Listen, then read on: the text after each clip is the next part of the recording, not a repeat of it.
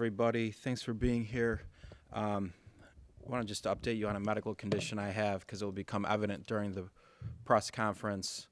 Last week, I began having symptoms of double vision. I spent the weekend seeking medical counsel and spoke to many doctors, and they ruled out very serious causes of it, but needless to say, I have not been fixed of it. So I will struggle in the immediate future to see, because I see most cases 2 of you right now, and at some point that will become too much for me, and I may have to put on a pair of glasses or shade some of the light. But I normally would not do this briefing if this was going to be a one-day event, but until they find the cause of what, they know what's wrong with me, but they don't know what caused it. And until the doctors find the cause, this is just going to be what it is for me. So just like anyone who has a visual impairment, that's what I have now until I don't.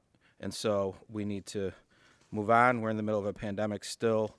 But if I'm squinting, it's because I see 2, and it's easier if I squint to see 1. And if I need to put on glasses, I have glasses that have a prism on the lens, which helps me see 1, but then I cannot see very well. So there is no perfect solution to this, but the good news is they ruled out what could have been some very serious causes over the weekend. Moving on to the pandemic, we had 2 neighbors that we lost over the last 24 hours, 84-year-old male in a hospital, 1 resident of nursing homes. Certainly want to think about them and their families moving forward, along with everybody else. I hear from a lot of families where people that maybe didn't die directly of COVID, but certainly circumstances from COVID that led to their death. And certainly we want to keep everybody in our thoughts and prayers as an Onondaga County family. 7-day average continues to drop 1.8%, really remarkable. Congratulations to the community at large for responding after the holiday surges and spikes. This is really tremendous. Overall, we now have 30,122 positive cases since March 16th. That's up 70 from yesterday. So 70 new cases. Again, good range. We're in Tuesday, so it looks like we're staying under the 100 trend so far this week. Active cases now at 1,308. That's down 36% since last Tuesday. Very good. We have more recoveries essentially each day than we do active cases. 4 cases from senior facilities. This is important. Senior facilities have been a consistent pipeline to hospitalizations and to the ICU room. Out of the 4, 2 are residents. Again, percentage-wise, we like to see that percentage be a low one. That's where it is right now. Hospitalizations are down to 110. That's down 9 since yesterday. 26 in the ICU. It's down 1. 11% of our hospitalizations are from skilled or nursing facility residents right now. Looking at the vaccine, we have now administered 17,585 first doses so far. 6,340 second doses. Remember, if you get a first dose, there is a designated second dose for you. And so I had that question today. People do get their second doses. That's the CDC policy. That's the state policy. And so today, Dr. Gupta's team, very busy upstairs, over 2,200 second doses today. We had a Moderna lab that hit 4 weeks today for second doses, and a Pfizer lab that hit 3 weeks for second doses on the same day. So very busy day. On the second dose, a reminder, you will be emailed your date and appointment time of your second dose. Look for COVID vaccinations. If you didn't provide an email, you will get a call to remind you. And importantly, if you received a Moderna shot the first time around, you should receive a Moderna shot the second time around. You can't swap vaccine. OnList, if you're on OnList, reminder to check your email. especially as we move forward. New vaccine week, we received 1,200 doses of Moderna this week. A vaccine week is Wednesday to Wednesday. So if you're on OnList, please start checking your email. Again, our partners at Kinney's as well will pull from OnList for our seniors who are waiting there. These are our seniors who had real technology challenges to get on and compete for the normal process. This week, Kinney Drugs is going to pull 100 people from OnList at their stores, and certainly we'll dedicate slots as well. Pop-up clinics, right now we don't believe we have any this week, but we will certainly, next week we potentially could. Our second dose for our first pop-up clinic, People's AME Zion Church, will be next Monday, February 15th at the church. The start time of the clinic will be 10 in the morning rather than an afternoon start time. Certainly look for an email from COVID Vaccinations for your appointment time. And if you didn't supply an email, again, we're going to reach out to you and call you. So that was our first pop-up clinic that the health department did in concert with Pastor Jaime at People's AME Zion Church. The On Center, the clinic is scheduled for February 15th, has been moved to Tuesday, February 16th. That will be second shots. Appointments originally scheduled for the 15th are now the same time on the 16th. Look for an email from COVID Vaccinations for the change. Vaccine registration for this week. Again, 1,200 doses allocated. It looks like next week we'll get into some of the conversation on immunocompromised. It looks like we'll be getting a specific allocation for immunocompromised doses next week, but we'll split up our clinics this week, Thursday and Friday at the On Center for new doses. The reason we're doing that is because we have busy second-day doses on both those days as well. So anyone currently eligible through 1A and 1B can register on our website tomorrow at 10 a.m. This will be for Thursday's clinic. Next week, immunocompromised will be eligible. Again, it looks like we're going to be getting redirected doses from hospitals from throughout the state. We don't know what that total is yet. Immunocompromised can be 65 and over as well. We'll roll out our strategy on how we're getting to the immunocompromised residents when we know how many doses. So if we're going to get a substantial amount of doses, we'll probably do some things a little bit differently. But Dr. Gupta and I will figure that out when we have the number. We're supposed to get that number later this week. And so certainly, like everything, immunocompromised, the categories are very broad, and the number of people that are now going to become eligible are going to be a lot. And so we want to hear from doctors and work with doctors on who are your most at-risk patients. And certainly Dr. Gupta is having those conversations now. We'll have a full-blown strategy, maybe even to talk about on Thursday. But from a documentation standpoint, we'll finalize that. But certainly in our conversations, the state documentation process that they've talked about, we're comfortable with so far with attestations, doctor's note, prescriptions. These are things that, again, we'll work through with more details. We are happy our immunocompromised will be eligible next week. If you look at who has been victims of this process with this virus, it's been our seniors, it's been people who have pre-existing conditions almost every time. So this is good. We're happy about that. Symptomatic testing. We're, again, Cayuga, ongov.net/Cayuga Medical, Monday through Friday, 9 to 2 at the FSHED in the regional market. Weekend symptomatic testing, Essentia Health, 1050 West Genesee Street, 8 to 12. Our rapid testing, we now have, again, demand has dropped. Part of the reason demand drops for our rapid testing and our asymptomatic testing program is because just the cases are dropping. But again, we're looking at 6 days a week at the On Center. Again, if we're getting low demand during the week, we might even limit that because it doesn't make sense to pay 4 or 6 people to work a site if there's nobody scheduling appointments. But again, covid19.ongov.net. Asymptomatic community sites. We highly encourage people in the community to continue to participate. Today, the Northeast Community Center in Shove Park. Wednesday, Fayetteville Village Hall and Clay Senior Center, as well as Skinny Atlas School District offices. Thursday will be East Syracuse Village Hall, Onondaga Town Hall. Friday will be the Lafayette Community Center. Again, go to ongov.net to register for appointments there. We appreciate that.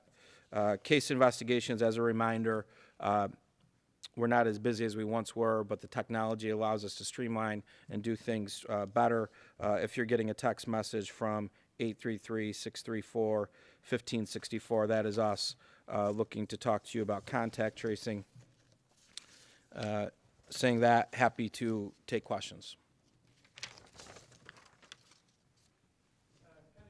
Just looking at some of the school districts downstate, particularly in New York City, they're looking at bringing a portion of their middle school population back for 5 days a week in-person learning. Do you think that expanding hybrid models to have students in the classroom more days a week is possible here locally?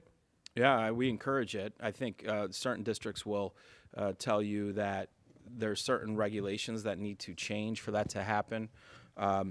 We're getting some clarification from New York State related to some of those regulations. If it's local control, then we sit down with Dr. Gupta, talk about the pros and the cons. Recently, we modified our quarantine protocols. We've encouraged people, and we encourage this throughout the whole process, but in the beginning of going back to school, we encouraged assigned seating. And from a practical standpoint, some of the high schools said it's not practical. Then you go through COVID, you realize quarantines are disruptive.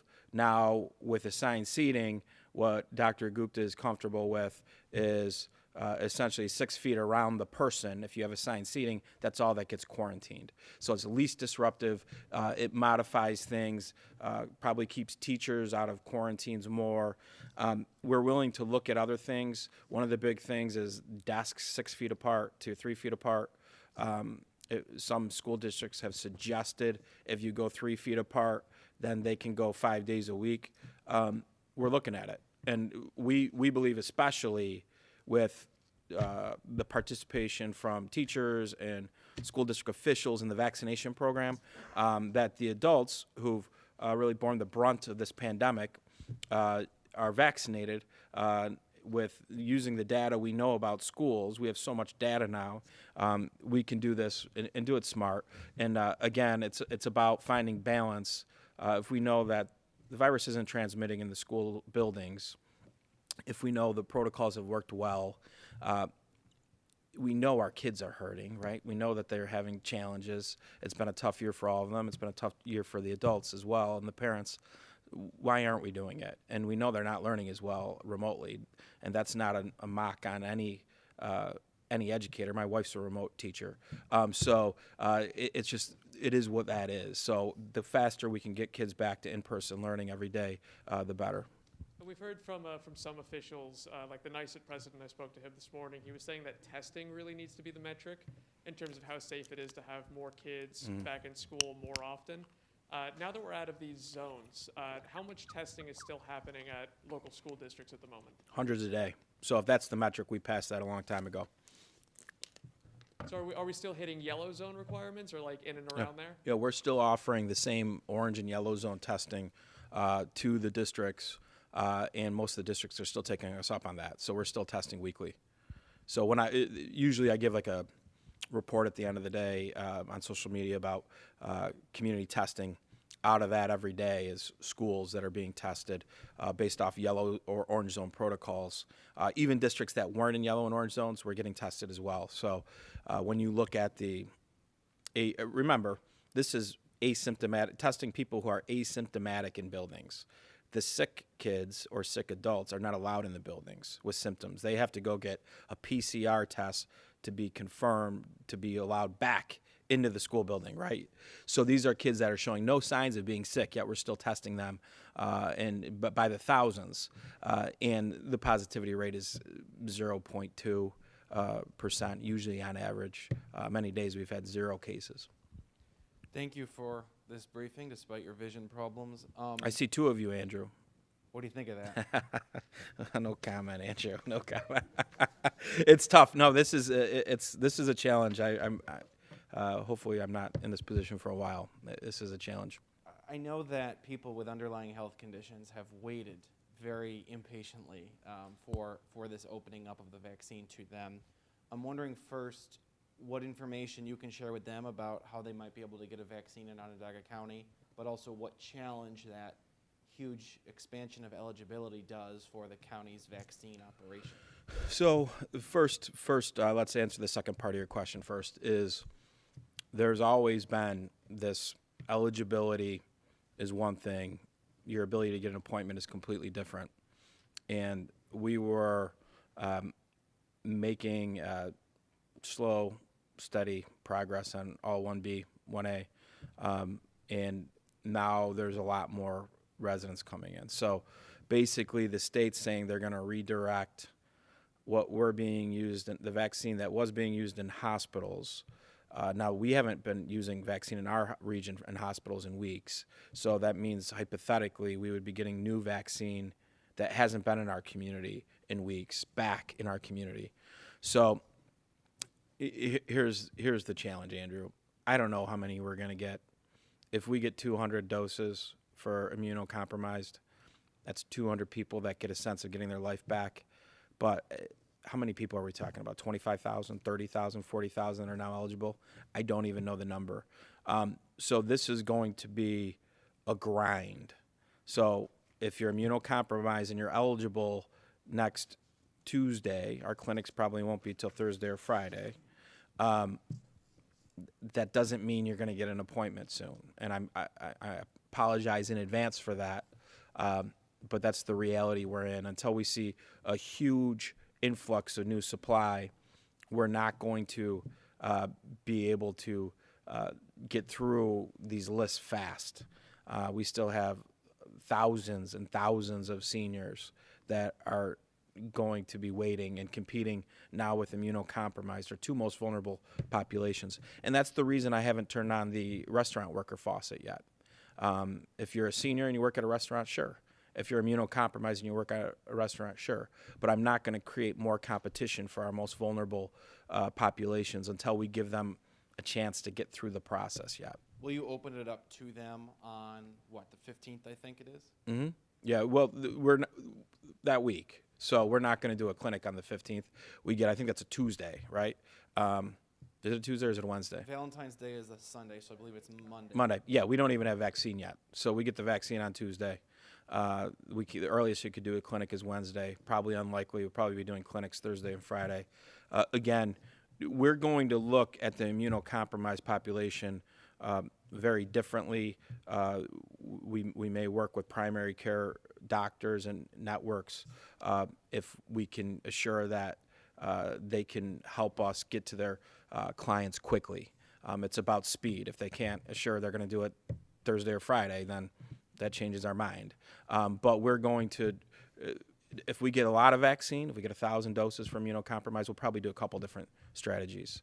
If we get a couple hundred, we'll probably have one strategy, and we just got to finalize it. Is 25,000 the possible number? I don't know. I mean, you have a broad range of people that qualify under those circumstances. So I don't know the number. And again, that's what part of this will be a testation, right? Not everybody can get a doctor's note in time. So you're going to be attesting to this. So obviously we're good people here in Onondaga County. We're not going to attest to something that isn't true. So this creates a log jam related to eligibility compared to supply. At the same time, I can't criticize the decision because these people have really bore the brunt of the pandemic with our seniors. Regards to underlying conditions, I know that the state said they're leaving it up to local health departments to decide which type of proof they'll choose to accept. So which proof will Onondaga County accept as far as someone verifying that they do have an underlying condition? Yeah, right now, and again, we'll come out with more details, but Dr. Gupta can scream at me if I'm wrong. Certainly a doctor's note. Certainly there's going to be an attestation probably that will be allowed.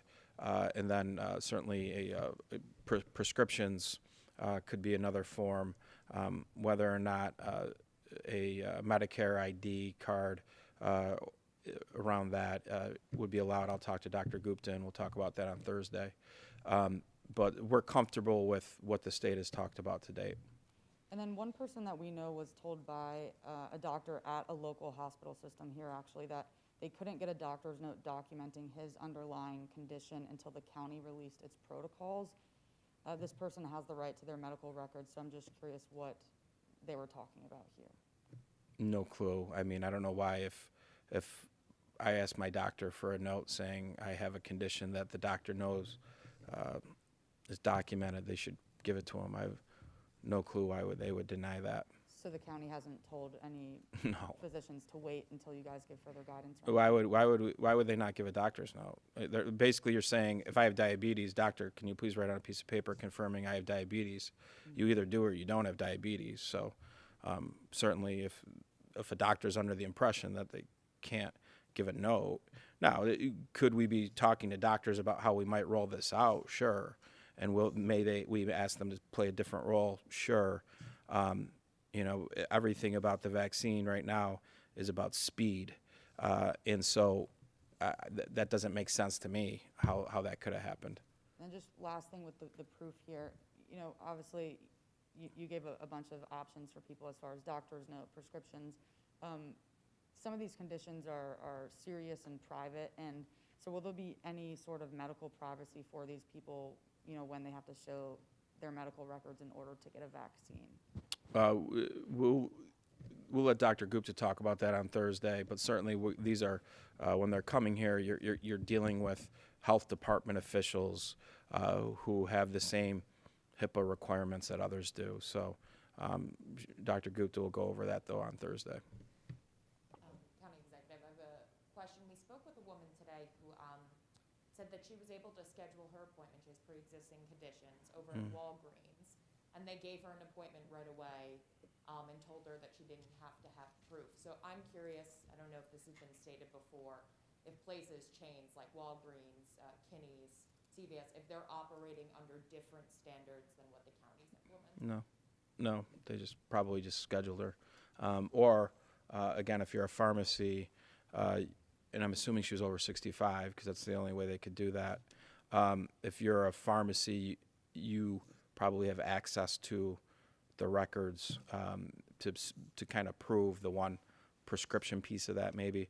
But the pharmacies are only supposed to be vaccinating over 65, so she probably qualified as a senior as well because they haven't been given the green light to do immunocompromised. That's what local governments are going to do.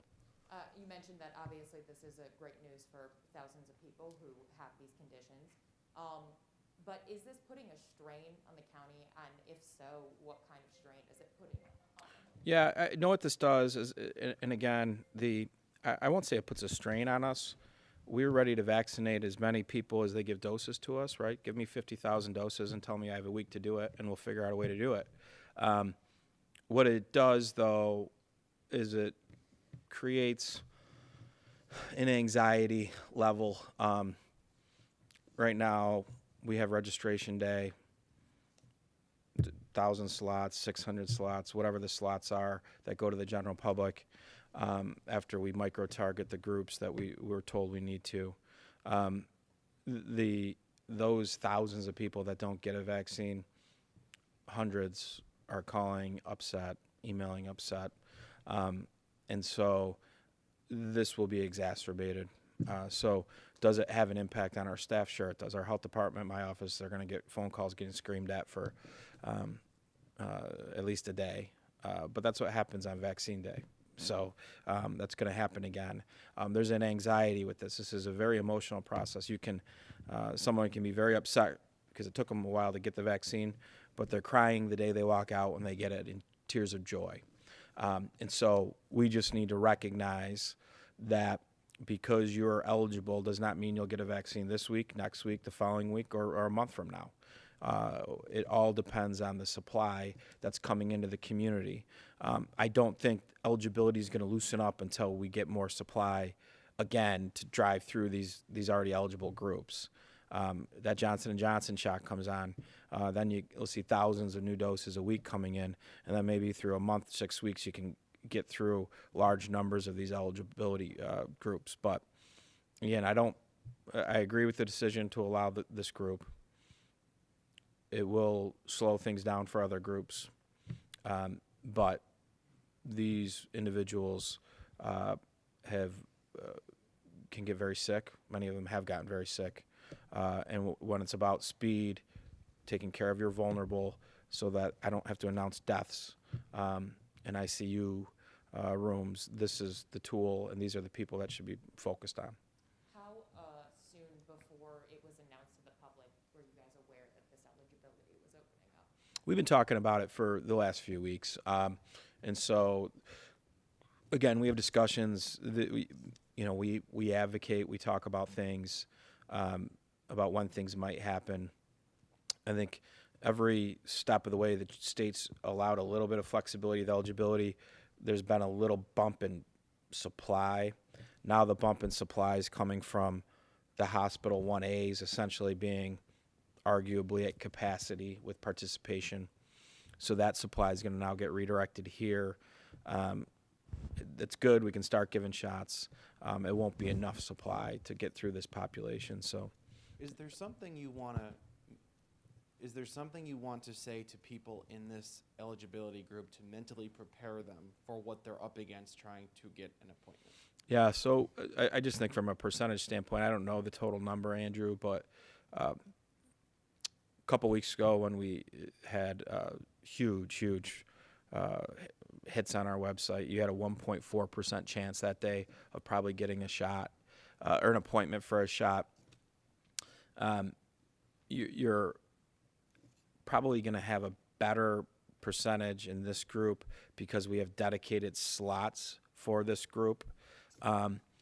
But we're not talking about a 5-10% chance of getting an appointment in week one, right? So I think we just need to be prepared for that. And no, we're going to get to you. We're very happy. We pushed to get you here. And as soon as they give us supply, no matter how much it is, we will get it out and we'll get shots in arms. The allocation stays separate? Yeah, so immunocompromised, we'll get probably our 1,200 is one section. Immunocompromised will be a separate section. We'll probably dedicate some more of the 1,200 to the immunocompromised as well, depending on how much that is. But again, I don't know if that's 200 shots, 1,000 shots, 2,000 shots. We haven't been told yet.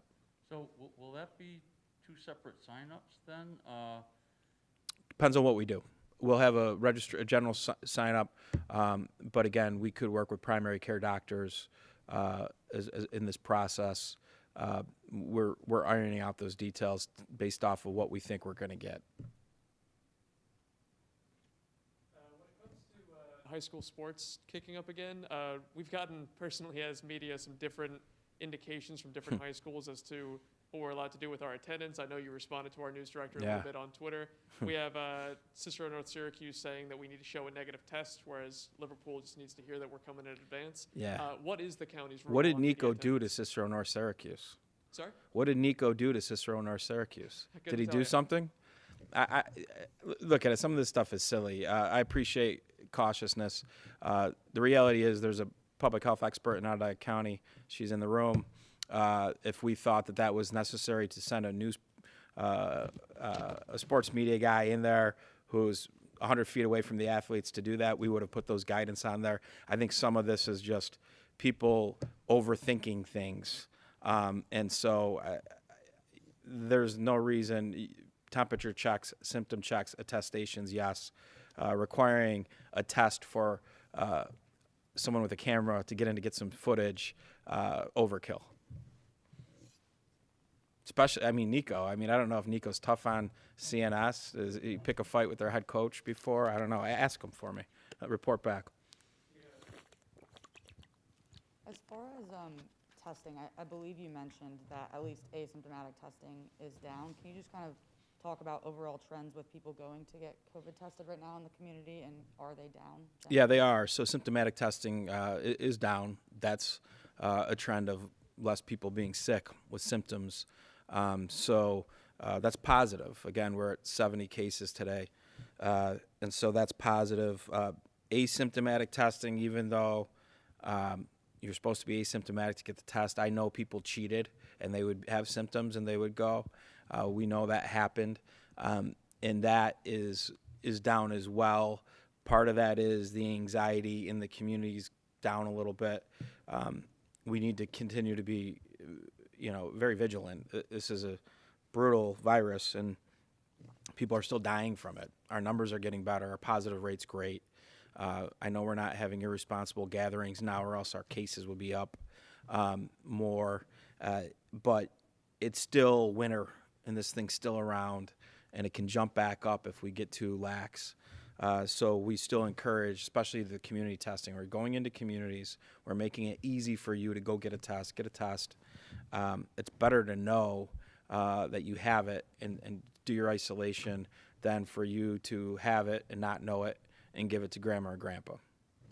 What is the impact, do you think, if less people are getting tested in the community? I mean, do you think part of this is because people might be more relaxed now that, more people are starting to get vaccinated as well? Maybe, yeah.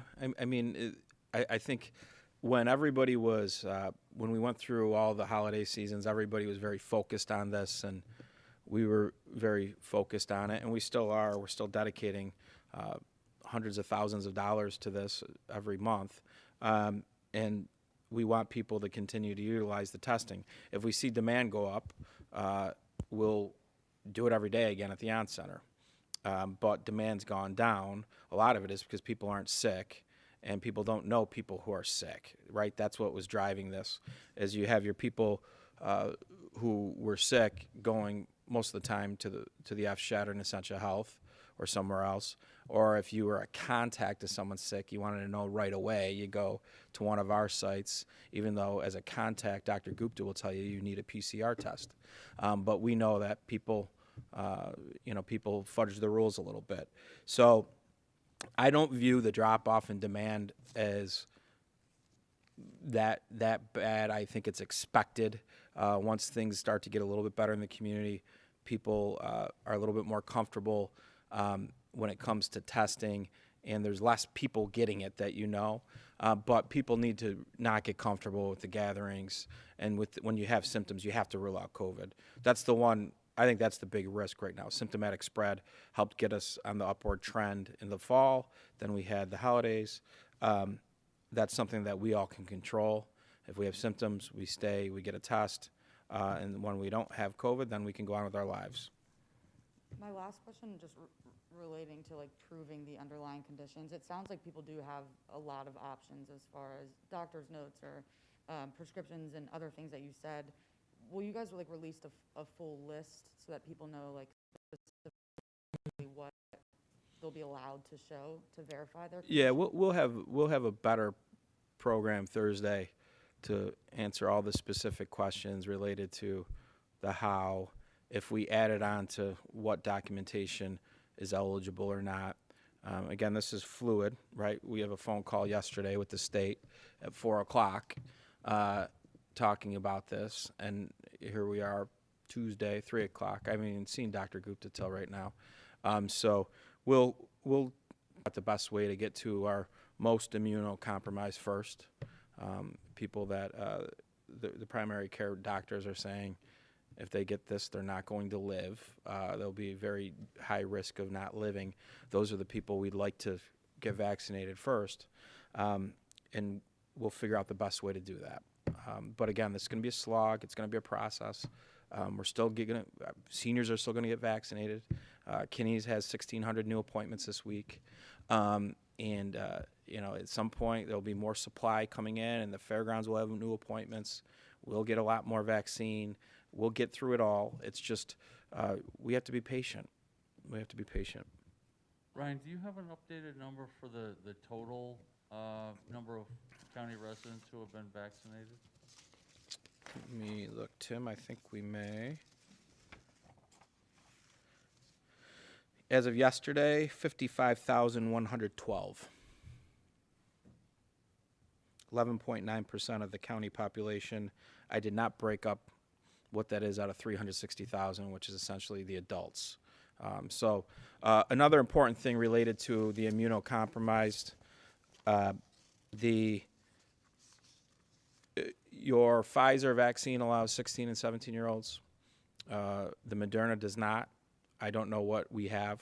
So at our pod, if we have Moderna, if you're 16 and 17, you will not be able to get a vaccine here. Again, that's just the basic rules with what vaccine people have.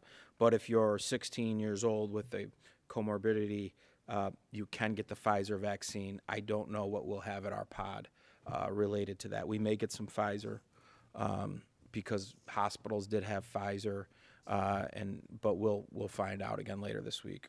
That 55,000 is all first doses, right? That's not. Correct, first doses.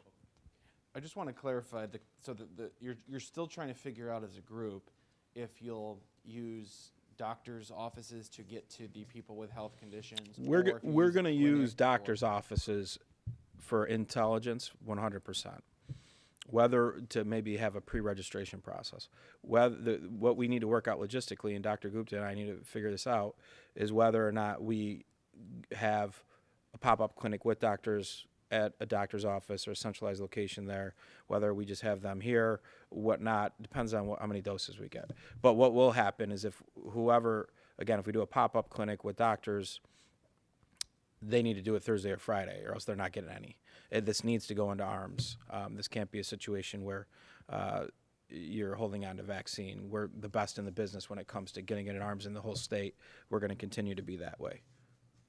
And just to be clear for folks, for the pre-registration while working with doctors, there's not going to be like a specific condition that you have to have. You're going to rely on the doctor's opinion and their medical advice. No, you still have to hit the That, but I yeah. mean, you said those who are going to. Yeah, we want to work with the doctors they know their clients who are most at risk to the worst outcome.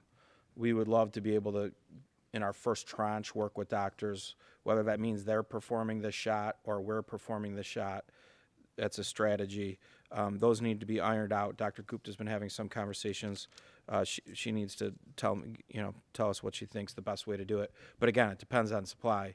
If we have a lot of supply, we can do lots of things. If we have a couple hundred doses, logistically, it limits your options as to what makes sense. Other questions? None? Okay, we'll see you Thursday.